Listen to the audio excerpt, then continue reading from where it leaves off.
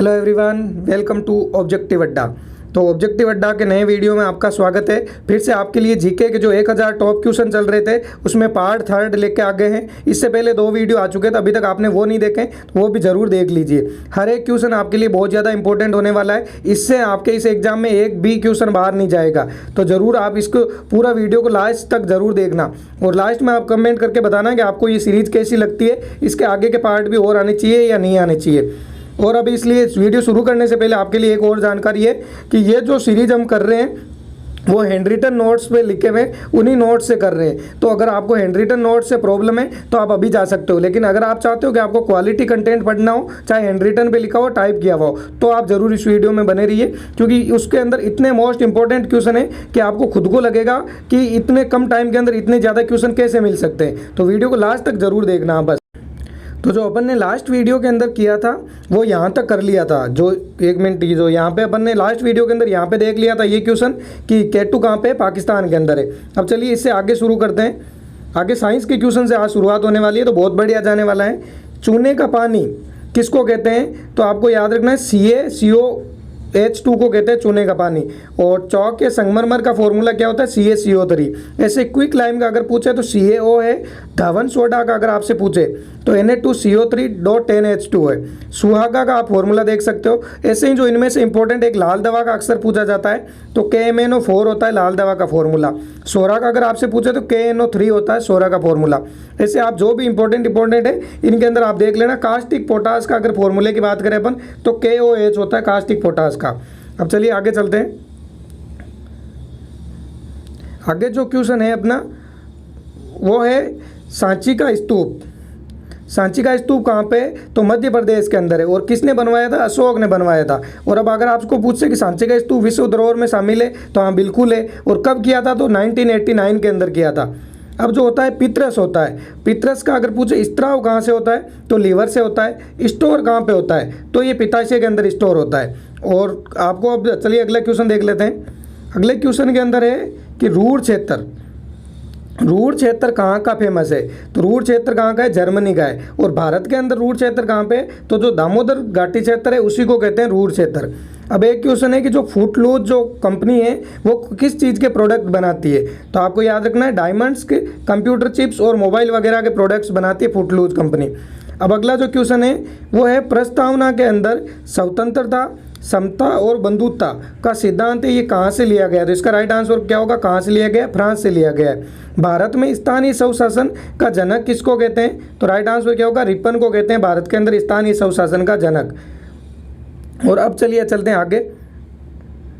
अब अगर आपसे पूछे, अपन ने यहाँ तक कर लिया था, प्रधानमंत्री कौशल विकास योजना की शुरुआत कब हुई थी?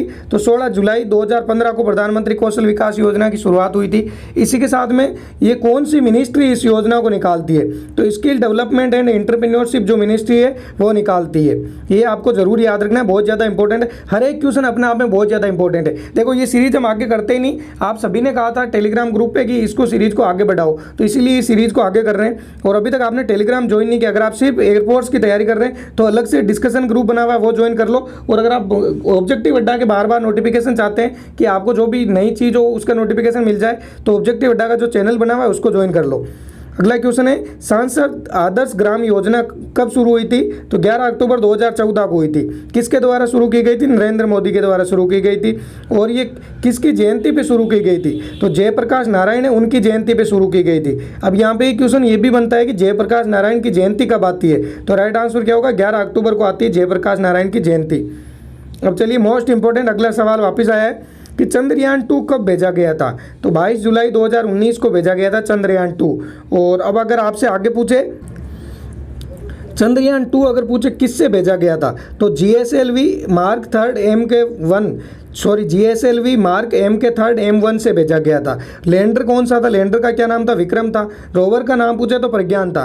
अब और इसमें भी है कि अगर चंद्रयान 2 जो भेजा गया था उसका अगर आप वेट के अंदर निकालो, जब उसके अंदर भरा हुआ था, मान लो कि जो ऑयल वगैरह, तो उसके अंदर उसका वेट कितना था? 3850 किलो। ड्राई के अंदर कितना है? 1308 किलो। ये भी आपको याद रखना है क्योंकि NTPC के अंदर ये वेट पूछा गया था, इसलिए ये आपके लिए इंपॉर्टेंट है। अगला क्वेश्चन है राजीव गांधी खेल रत्न पुरस्कार 2020 में किस किस को दिए गए थे? तो मानिका बत्रा को दिया गया था, रोहित शर्मा को, विनेश फोगाट को और मरियप्पन थंगावेलु को, रानी रामपाल को। इन पांचों को मिला था राजीव गांधी पुरस्कार। राजीव गांधी पुरस्कार के अंदर एक चीज़ और पूछी जा सकती है कि इसके अंदर कितनी राशि दी जाती है। तो आपको याद रखना है 25 लाख रुपए की राशि दी जाती है राजीव गांधी पुरस्कार के अंदर। अब अगर पूछे इन खिलाड़ियों का संबंध किससे है, तो मानिका बत्रा का संबंध किससे? टेबल टेनिस से। रोहित शर्मा का संबंध किससे? क्रिकेट से। विनेश फोगाट वो क्या करते? कुश्ती खेलते। मरियप्पन थंगावेलु का संबंध किससे? पैरा एथलीट है ये। और ये इंपॉर्टेंट इसलिए होने वाले हैं कि जो आगे जो टोक्यो के अंदर पैरा ओलंपिक गेम होंगे उसका जो ध्वजारोहण कौन करेंगे? मरियप्पन थंगावेलु है। रानी रामपाल का संबंध किससे? हॉकी से। ये भी जो टोक्यो ओलंपिक होने वाले हैं उसके अंदर जो हॉकी टीम, महिला टीम की खिलाड़ी जो वहाँ की कप्तान रहने वाली है वो रहने वाली रानी रामपाल। तो ये भी आप याद रखना, करंट से रिलेटेड ये सारे के सारे आपके डेटा हो गए। अगला जो क्वेश्चन है वो क्वेश्चन है कि दीपा मलिक 2019 के अंदर किसको दिया गया था? राजीव गांधी खेल रत्न दीपा मलिक को दिया गया था और बजरंग पूनिया को दिया गया। ऐसे ही 2008 को पूछा मीराबाई चानू और विराट कोहली। और फर्स्ट कब मिला था? तो 1991-92 के अंदर विश्वनाथ आनंद को मिला था पहला राजीव गांधी पुरस्कार। चलिए अगला देखते हैं। अगला है तुम्बा एक्वेटोरियल रॉकेट लॉन्चिंग जो है वो कहाँ पे है? तो इसका राइट आंसर क्या होगा? तिरुवनंतपुरम के अंदर है। और यहाँ पे किसके द्वारा रॉकेट लॉन्च किए जाते हैं? इसरो के द्वारा किए जाते हैं। और पृथ्वी के चुंबकीय भूमध्य रेखा के करीब है, इसलिए यहाँ से रॉकेट लॉन्च किए जाते हैं। ये भी आपको से पूछा जा सकता है। अगला जो क्वेश्चन है वो है इन मेमोरियन पेंटिंग, ये पुस्तक किसकी है? तो किसकी है? जोसेफ नॉल फैंटम की है। और 1857 के विद्रोह पे ये पेंटिंग बनाई गई थी। सॉरी, पुस्तक नहीं, ये पेंटिंग है। अगला जो क्वेश्चन है वो क्वेश्चन है कि भारत की प्रथम सुपरफास्ट ट्रेन कौन सी है? तो सबसे प्रथम सुपरफास्ट ट्रेन पूछी है तो कौन सी है? डेक्कन क्वीन है प्रथम सुपरफास्ट ट्रेन। और ये कहाँ से कहाँ तक चली थी? तो मुंबई से पुणे के बीच में चली थी। कब चली थी? तो 1930 के अंदर चली थी ये ट्रेन। अगला सवाल है फास्टेस्ट ट्रेन कौन सी है? जो सबसे फास्टेस्ट ट्रेन कौन सी है? तो इसका राइट आंसर क्या होगा? वो है वंदे भारत एक्सप्रेस। और वंदे भारत एक्सप्रेस का दूसरा क्या नाम है? ट्रेन 18 भी कहते हैं। ये कहाँ से कहाँ तक चली थी? तो दिल्ली से लेकर वाराणसी के बीच में चली थी ये ट्रेन। अगला जो सवाल है वो है भारत का प्रथम सुपर कंप्यूटर कौन सा है? तो भारत का प्रथम सुपर कंप्यूटर कौन सा है? परम 8000 है भारत का प्रथम सुपर कंप्यूटर। ये कब बनाया गया था? 1991 के अंदर। और विश्व का प्रथम सुपर कंप्यूटर अगर पूछे तो कौन सा है? सीडेक 6600 है। और ये किसके द्वारा बनाया गया? तो सेम्योर करे के द्वारा 1964 के अंदर ही बना लिया गया था। अब एक अगला क्वेश्चन, संविधान दिवस कब मनाया जाता है? तो 26 नवंबर को मनाया जाता है। संविधान दिवस कब से चालू हुआ था? 2015 से चालू हुआ था। और भीमराव अंबेडकर की 125वीं जब जयंती थी 2015 के अंदर, तो तब से संविधान दिवस मनाना चालू किया था। ये भी आपको याद रखना है, काफ़ी इंपॉर्टेंट है ये। अब चलो संविधान से रिलेटेड जो मोस्ट इंपॉर्टेंट और भी डेटा है वो देख लेते हैं। तो उसके अंदर है कि संविधान सभा का जनक किसको कहते हैं? तो या संविधान निर्माता किसको कहते हैं? भीमराव अंबेडकर को कहते हैं। संघीय संविधान समिति तो किसके अध्यक्ष कौन थे? जवाहरलाल नेहरू थे। मौलिक अधिकार और अल्पसंख्यक जनजातियों की जो समिति थी उसके अध्यक्ष कौन थे? सरदार वल्लभ भाई पटेल। अल्पसंख्यकों की उप समिति HC मुखर्जी। राष्ट्रीय ध्वज के कौन है? राजेंद्र प्रसाद है। और संचालन वित्त एवं स्टाफ समिति के कौन थे? राजेंद्र प्रसाद थे।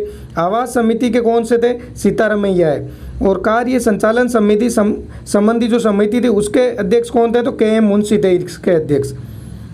अगला जो सवाल है वो है 15 फरवरी 2017 को इसरो ने 104 उपग्रह लॉन्च करके विश्व रिकॉर्ड बनाया था। तो ये किससे भेजे गए थे? PSLV से भेजे गए थे। और कहाँ से भेजे गए थे? श्रीहरिकोटा से भेजे गए थे। श्रीहरिकोटा कहाँ पे? आंध्र प्रदेश के अंदर है। अब एक अगला सवाल है कि शिक्षा मंत्री वर्तमान में कौन है? तो सॉरी, ये शिक्षा मंत्री अभी चेंज हो गए, यहाँ पे अपडेट नहीं किया हुआ है। रमेश पोखरियाल निशंक पहले थे, अभी वर्तमान में कौन है? तो धर्मेंद्र प्रधान है वर्तमान में शिक्षा मंत्री। ये आपको याद रखना है। और अगर आप जो कंप्लीट कैबिनेट का वीडियो देखना चाहो तो उसका भी एक अलग से वीडियो आया हुआ है जिसके अंदर जो अभी नए मंत्री बने वो सारे के सारे उसमें दिए हुए हैं। तो अब चलिए चलते हैं अगला। तो चलिए, अब ये वीडियो भी 10 मिनट के आसपास हो गया है। तो हमने पहले ही कहा था कि ये सीरीज सिर्फ 10-10 मिनट की करेंगे ताकि आपके ऊपर एक ज़्यादा लोड नहीं आए। अब इसका वीडियो भी हम जल्दी लेके आ जाएंगे। अब आगे से कोशिश करेंगे कि एक दिन में आपको 2-2 वीडियो अवेलेबल हो। बस आप इस चैनल को सब्सक्राइब कर लीजिए और टेलीग्राम ग्रुप को जरूर ज्वाइन कर लेना।